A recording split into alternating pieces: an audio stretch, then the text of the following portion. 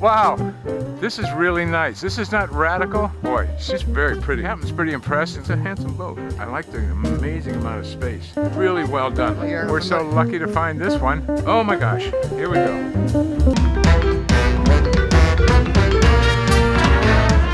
Hi there, this is Captain Q and my old sailing buddy Randy. Join us as we travel hither and yon as we look for some great deals on classic boats and learn a little with each one.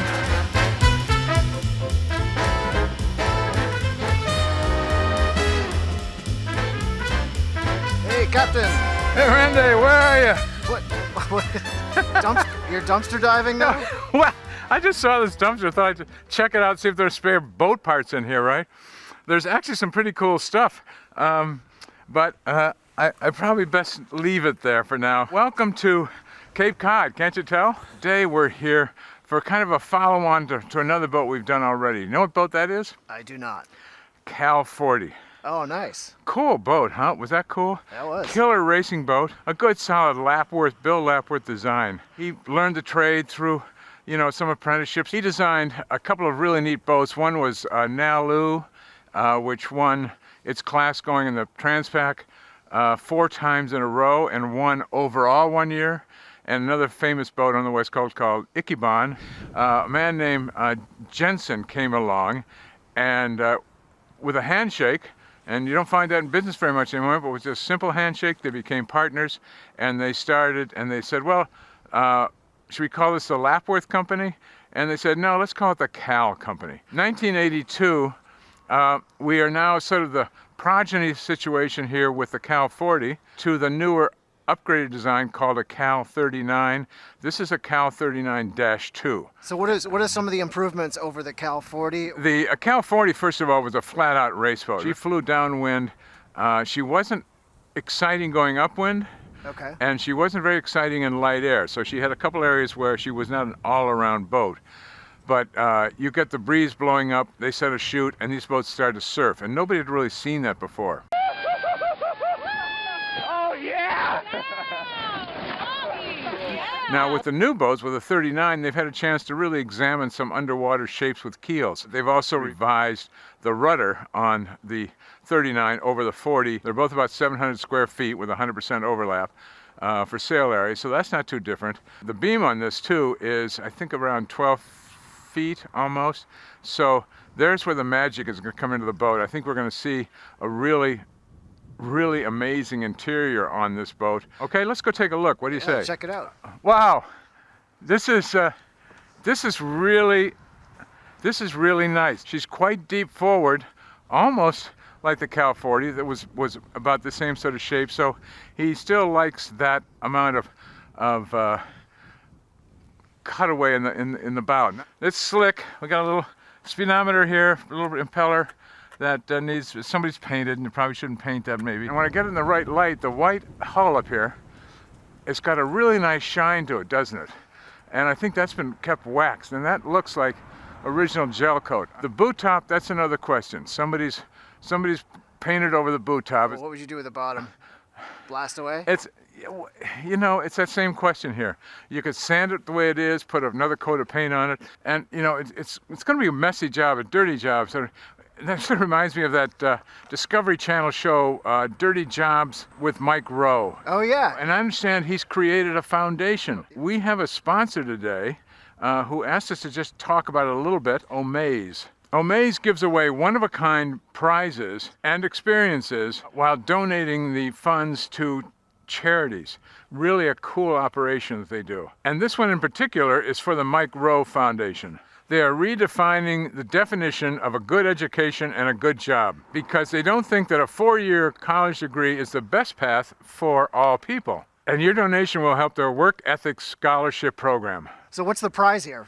Well, the prize here is Captain Q.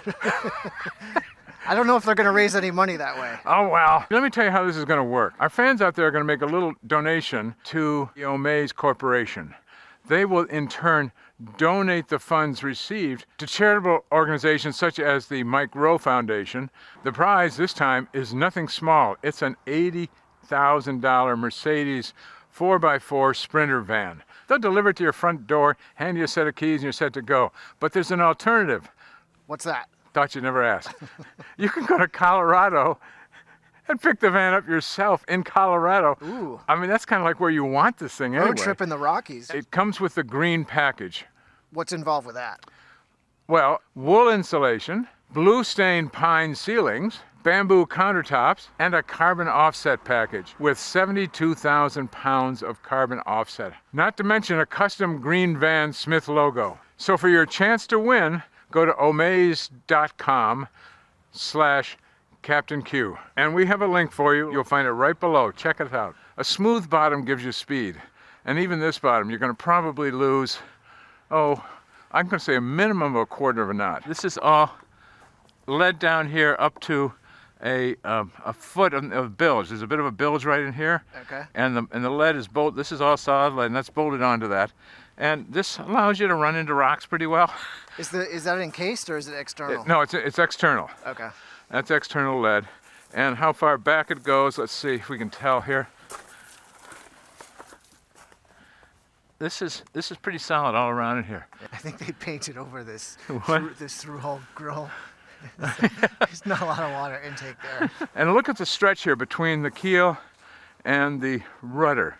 There's very little wetted surface on this boat. This wetted surface is nothing more than boat that touches the water. Nice flat run.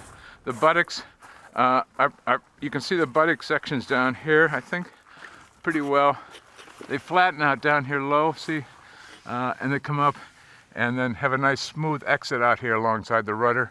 The rudder is a single spade counterbalanced slightly, meaning that the rudder shaft, it comes right down in here. And when you turn the rudder, you're going to get a little water pressure on this side to help you at the helm. But it's good and deep. I don't know what's going on down here. Some sort of metal piece in there may need to be looked at. This just gives you a little bit more lateral surface and help the boat track. Then it comes back to a bit of a bustle area right in here that feeds into the rudder. Now on the Cal 40, this old rudder was just hanging out there all by itself, wasn't it? Yep. And that would allow it to stall. This will help prevent some stalling of the boat. And you see it's carried out the water lines right here, right to the tail end. So it looks deeper than the Cal 40, this rudder. this, I think it is. Yeah, I think it really is. And the boat's about 6 foot draft anyway. So it's not a Bahamas boat necessarily, but boy, she's very pretty. She does have good eye, Randy. I didn't spot it at first, but she does have some tumble home here, which has to do with the IOR rule where they measure waterline beams and so forth. So it gives you more boat out here, but you're not penalized for having the boat this fat out here, which is a stability factor. Time to take the stairway to heaven? Stairway to heaven, and maybe there'll be a little heat up there. Are your fingers the same color as mine? Yeah.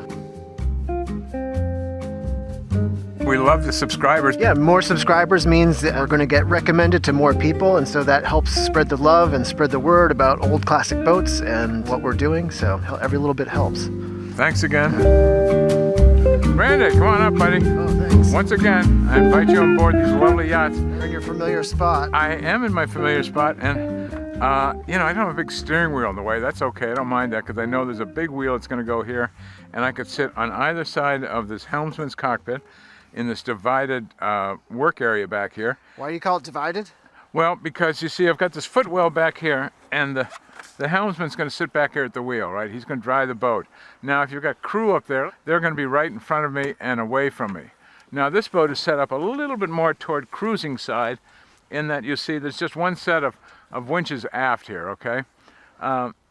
And they're set up way aft so that the helmsman can crank in his own jib. Now, it's got a very flat floor in here, which I like. We have a really nice big old Variant, what is this, a 32. That's a good size winch right there. When you put on an oversized winch on a boat, one of the main reasons for it is that it will make it easier to crank the sail in. We don't have the big instrument pod here. We do have instruments on the bulkhead, which was something more that we did back in the early 70s. Here's your Ritchie compass, and here's something we see inside. It's got a bubble in there. Oh, yeah. See that bubble? And there's been a slight leak. You can give this to a compass repairman, and they'll expunge that fluid in there, put fresh fluid in, and calibrate it and give it back to you. There's a fellow way up in Maine that does a great job for me. And I think if you look in the link below, you'll find Ralph's number and his contact information so you can get your bubble taken care of. Here's just a nice little section back here. They've put some line in, but this probably was a propane boat, but they're using liquid natural gas. This is a 39-footer. The Cal 40 was a 40-footer. But this seems bigger, and what part of the reason is, remember the Cal 40 had a lazarette area behind the helmsman. There's nothing back here. They've moved the whole cockpit aft in this design, and they've removed the that after deck section. And she has a reverse transom on this boat, which is in keeping with the weight-saving approach to sail design in those days. Kind of matches the bow. It makes a pretty boat going through the water. So you've got autopilot controls here right beside me. Your shore power right down here below this line bag, and there's your there's your muscle builder, Randy. Bicep builder for the captain. You got it right over beside me here.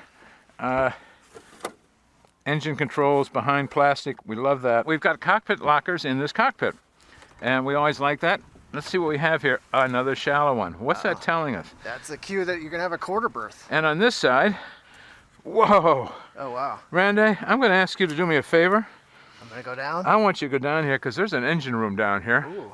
There is engine access from the main cabin. I'm going And it in. was a little tight, but Oh yeah. A little snug. Oh yeah. you Yep. see your liquid gas here, natural gas, LNG tank. What's the advantage or disadvantage of this versus propane? Well, it's lighter than air. That's the best thing. Oh, okay. So if it leaks, you open the hatch, psh, it all disappears. Propane is heavy and it will explode. But how do you like that down there? Can you get to your fuel Yeah. filters? Yeah, so you got the basics down here. I've got, well, first I got the stuffing box, Yeah. nice and visible here. And then my raw water strainer here. Yep. Raycor fuel filter over here. Got my tankage, my diesel tanks right over here. The wiring down here could use a little TLC, kind of like my boat. The engine throttle is nice and easy to Okay. find and service. To get to the transmission. Yeah, little surface rust here, so it could use a little, you know. But as far as space and accessibility, I'm pretty comfortable in this little seat. I want you to notice the traveler right here. Right, fortships here. Yep. Really handy to reach with the traveler lines. Those could go right back to the helmsman, who could trim his traveler very easily with this. Looks like a Harkin or Schaefer setup. Where do I trim the main sheet? And up here on the cabin top, Oh, I see now. and it's got line stoppers too. This is Data Marine instrumentation right here that you could see from anywhere in the cockpit, and it made a lot of sense. Right now they're putting it all behind the helmsman, but when you have them set up here, somebody who's grinding the winches is going to be able to see whether or not they should let the sail in or out.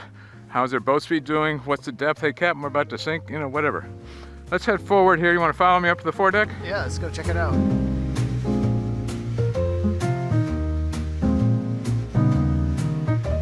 Yes, the old Foredeck blipper. This box you mount on the mast, and it has all sorts of little things inside that look like that, different flat angles, and it will allow a great big ship 10 miles away to really see you. So it's like a big reflector? It's a big reflector, right. This is the head foil for the boat. You see there's two grooves in this long piece of aluminum tubing, Yep. and that's where the jib will roll up, it will go up inside this groove right here. And if you're racing, you want to change the head sails, you raise the neck sail up in the other side and pull that up, and then lower the other sail down in the original track. I spotted one thing already that you might not love. What's that? The height of the lifelines. Yep, good point. They're a little on the low side for me. Some of the ones we've seen are about up here, Yep. as opposed to down there. There's one set of spreaders here. And we had that on the PB, even as big as she was, one set of spreaders. It seems to work. The spar sections themselves, though, are considerably heavier. It's sort of hard to see this, but if you look at the length of the spar, it's almost the same size, the whole length of the spar. There's no taper to it. And with early racing spars, they would actually taper down the top of the mast to save weight at the top of the mast. These little guys are going to keep the birds off your boat. Oh yeah. On the rigging, Look at the, again, for speed, they've put these internal shroud arrangements. These sort of go in and hook inside the mast instead of a big bunch of stuff hanging out here. You know what this little guy is for? That's your Burgee flag? Yep. You pull in someplace that it's not your country, you haul up a yellow flag and you go into what's called quarantine. And then you can't go anywhere on land until they come out and check you in. Nice spar section. It's the original spar, the original paint, and she needs to be painted. You might like these handrails all in the cabin top too. I do. And you know what's nice is they've really, somebody just recently spent some time varnishing it, didn't they? We don't even have a windlass on this boat, so this is a local sailor. I don't see any spinnaker pole fittings on the forward part of the mast. There is an eye up here that would take a whisker pole, probably. No bowsprit. No bowsprit, Randy. And a nice big anchor locker. I got a CQR in there. Not the shiniest looking CQR we've seen. Oh, you want to go below now? Yeah, let's go check it out. Hey, Randy. Yeah. I'm a little dazzled down here. First of all, we're missing a table set up. The table is sitting on the settee on the port side there. Yep. And one end of the table will attach to the spar, which is going to come through this hole up above and sit right here on the mast step. And the other end is going to bolt to this pole right in front of you. Now, that pole is kind of nice too, because I bet you could even reach out and grab that pole. Oh, yeah. And steady yourself as you come below. Yep. Along with, look up here, look above my head. Oh, yeah. Full length grab rails in the boat. Wow, that's great. And actually, while you're still looking above there, you're going to see the overhead liner. This is a fabric, and a lot of this stuff is put up with Velcro in some cases. You want perfection, you can take it down and put up some new. But what would you do with it if you own the boat? Let's say year number 2. You don't touch it year number 1. Naga Beast is great, which is what this stuff is. But the thing is, you asked me the second year, this boat is very reasonably priced, and I'd be so happy with it. I would just keep what is here clean, keep the teak oiled, keep the teak on deck varnished, use a lot of undoes it, and really get the boat cleaned up. Nice looking teak and holly cabin sole on the boat. So look at the size of the settee on that side. It's quite wide and quite deep, and also the one I'm sitting on right now. And this is not a pull-out. And they've also put this piece along the back to catch your shoulders. So here we are. Look at this galley. 3-burner, lighter than air gas. Since we don't cook all the time on board, a lot of counter spaces. This is a wonderful galley. It's really on a 40-footer. This is pretty amazing. I'd like to have a strap from this end to that end just to keep me in there when we're heeling over to starboard. Look at the sinks. They're almost dead center line, and they're, we saw some of these on another boat where you can always get in and, do your wash. Got a hand pull head there.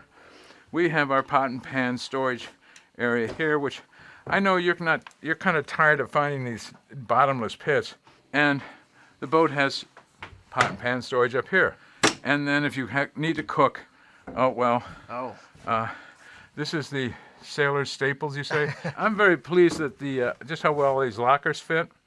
They didn't do a million layers of varnish in the boat. This is oil teak in here. This oil teak is very practical, and it looks nice, and you can just keep it clean and throw a little fresh oil on from time to time. Look at the galley layout here. Look what they've built into this boat.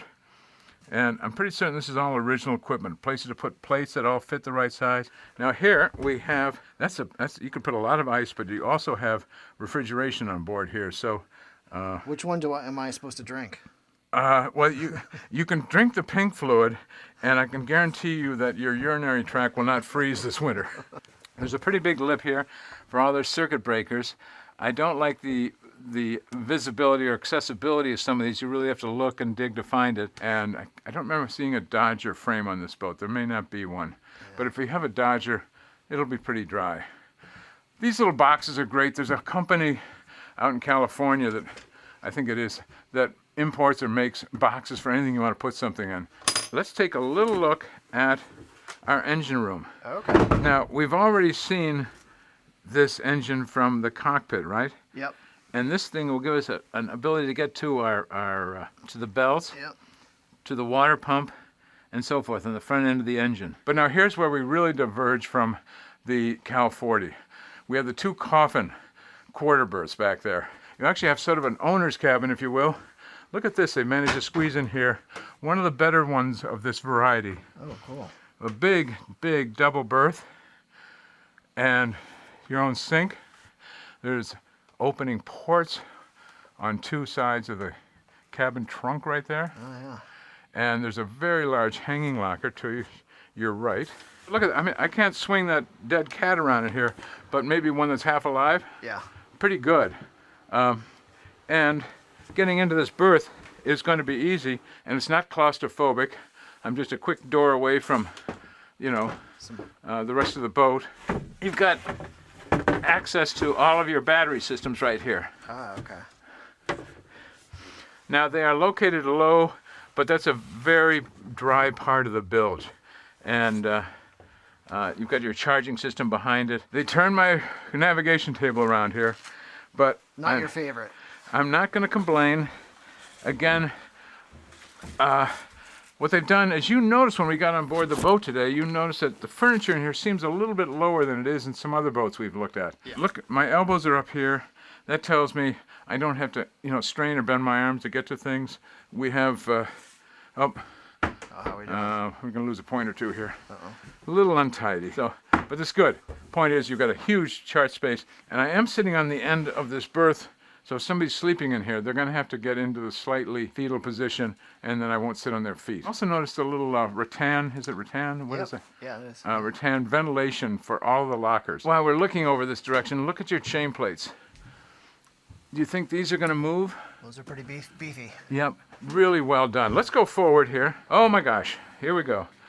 I'm going right into this little room because I am in the head, which is big, and also we have a slightly canted seat here, don't we? That's a Here's cool a nice little shower head. That's one of the nicer ones, isn't That's it? a different one, yeah. Yeah, and that is dandy. And you know, a single handle hot and cold switch here. Here's your water switch on this side. Oh, they've taken the mirrors out to do some work here, I think, so I don't want to slide those. Got a nice big mirror here, and then another mirror on this side. Nice big room, plenty of headroom. This is with my hat on. I'm just barely touching the, actually I'm not touching the top of my head. All the privacy, right? Yep. A very good head. Oh, you need a liquor locker. Come on up here into the forepeak. Oh. I still have headroom here, but it now drops right down to the foredeck. Look at the giant storage spaces in here. And these things are quite interesting. I'm afraid I'm not going to be able to test it, but Are they spring-loaded or like a little mattress spring? they just kind of flex. Here's something you should take a look at. People might want to see. Oh, When you need interesting. a holding tank, here's a simple bladder tank that will fit anywhere, and it's all plumbed up. And that's just to fit any funky shape, so you don't have to have a special tank. Yep, I'm gonna figure out how to lie down here, but I'm gonna need some peace and quiet, okay? Oh. So I want to thank you for coming on down here, and I'll let you know how these things work out. How does that go? Yeah, please do. Well, that's a Okay, nice now hold on a minute. Let me just get myself started. Whoa! Uh-oh! Oh! Is that a back massager? Yeah, yeah. Bye.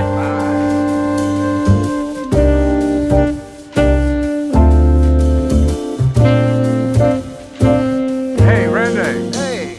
Once again, we take a wrap on our boat episode for today. We looked at a Cal 39, another progeny of the Cal 40. I mean, I was really glad to see it. I hadn't seen one of the newer Cals in a long time, and to see what Lapworth had done, taking the old 40, filling it out a little bit more, making it a little more cruise-worthy. A lot of things we liked about that. The beam, the after owner's cabin in the boat for an aft cockpit, pretty nice. Yep. Just a lot of things about it were really nice. And she's going to be fast too. This is not just a cruising dog of a Cal 40. I think they rate this about 0.2 of a mile faster, basically, than a Cal 40. So we had a wonderful time seeing it. I got a question for you. What's the question? How would you rate that Cal 39? I would rate it strongly. I would say that boat is a floater. You know how I know? No. I could see leftover water on the bottom. She's been in the water. I'm going to give it another 10 because it's a Bill Lapworth design and the progeny of the Cal 40. And I'm going to give it another 9 because I really like the layout in the boat for a 40-footer, for a 39, 40-foot boat. And she's going to be fun to sail, nice, comfortable cockpit, great accommodations below deck. She's nicely done, and she's not trying to be a Hinckley, and she's not trying to be something off the shelf. It's just a really neat boat. So we've got 29 for this boat. What do you think? Wow, it's pretty high. What about the nav table or nav station? Were there pluses or minuses? You know, we don't like them going that direction. Oh, there is a point. We did lift up the cover. I know. It's a minus point. We're going down to 28 on this one, I think. Yeah. Boom, put the cover back down. But wait a minute. That had a really big chart table, and it was a nice layer. I'm taking back that 1 point. I'm going back to 29. Sorry. You're too 29. soft. It's a wash on the chart table. Thank you for watching.